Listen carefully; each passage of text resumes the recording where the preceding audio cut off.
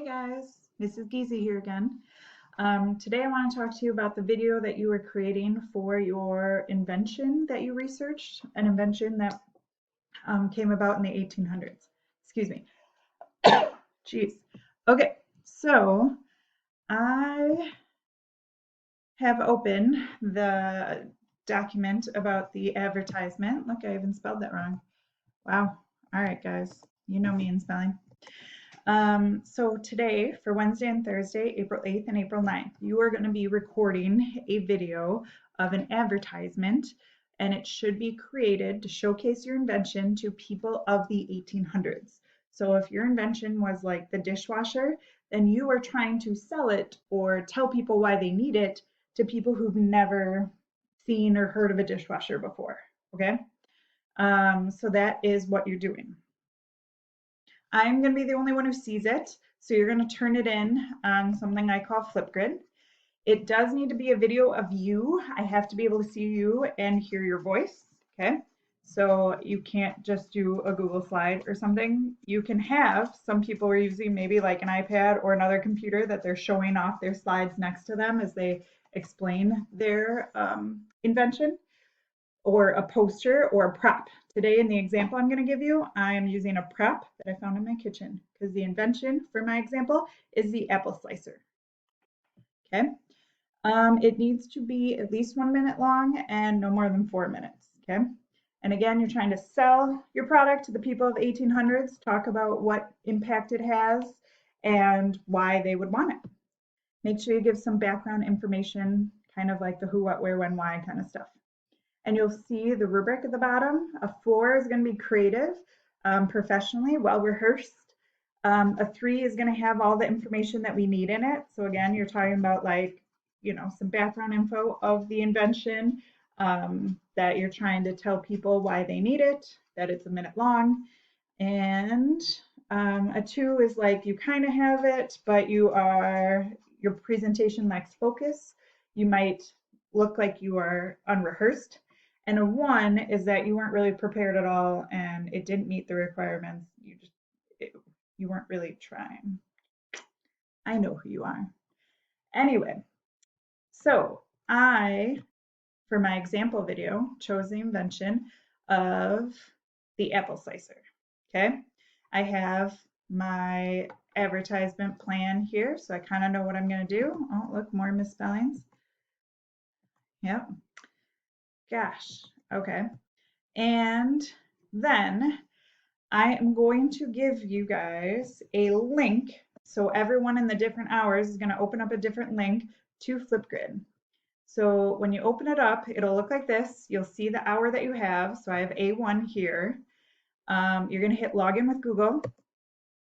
You're going to pick your school account if you have more than one account here. And it will look like this. Okay. It talks about, again, the expectations that are in here. And then at the bottom, you'll see there's a big plus sign. That's where you put your video.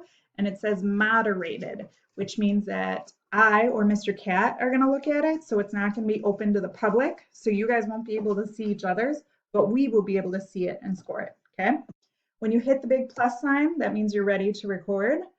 Right now, because I'm using the video camera for this Screencast-O-Matic, it's saying that my camera isn't set up for Flipgrid, but yours should be, okay? Because you won't be doing a screencast to students while you do a Flipgrid. Make sense? You can, from here, once you get it going, you can see this blue thing says import video. So I know some people talked about doing a video off of their phone or some other kind of device. And that's totally fine. Just grab the file and upload it to there, and there you go. If you don't have that, then I suggest you just do the Flipgrid video and it will record it right on Flipgrid. Okay? So, my example, let me change my settings here. Can I change my settings? This is live, people. Let me see. How do I? Nope. Hold on. Okay, well, there we go. So here we go. My example video. Welcome to it. Let me start again. Welcome everyone to this great presentation on a brand new invention that you all need. It is called the apple slicer. It was invented in the 1970s. P.S. I chose that because I knew none of you would be doing the apple slicer because it's not in the 1800s. Got it? By Mr. Ludwig, who decided that he really needed something that would help him really cut apples and make his canning business a little easier. So at that time period, right? We're in this time period. We're all a little afraid of the war that's going on. We're afraid of like, will we have enough food? What's going to happen to our country? We start thinking, maybe we should be canning our food so that we can save it and preserve it for many, many months to come. But trying to can an apple can take a lot of work, right? So we need to come up with a better idea. So that's where Mr. Ludwig came up with this simple yet very useful invention called the apple slicer. So you just take this and you put the apple slicer on top and then you push it through and you will have apple slices. Then you can cut them up very small and you can blend them so that you can make applesauce, and you can cut them and leave them in jars so that you can have them for later. It is a great invention. It helped people who really thought about food at that point in time on how they could really save their food for longer with an easier way. So keep that in mind. When you want and when you think, what is the most important thing? Food, right? That you will need, you will want, you will enjoy the apple slicer. Okay? So you can buy one now for $4.18. That's made up, just so you know, students. You can kind of make up one if you want to come up with an idea of how much it would sell for. And if you want to buy one now, I will throw in 4 apples. That's right, 4 free apples for you to use your apple slicer with. Why wouldn't you want to buy it now? Why wouldn't you want this wonderful invention at your house? So easy to use, great for canning. You want this invention now. So call me up. My number is 19786-453-218645. And you can have your own apple slicer today. Today. All right, enjoy and see. So that is my example of a advertisement.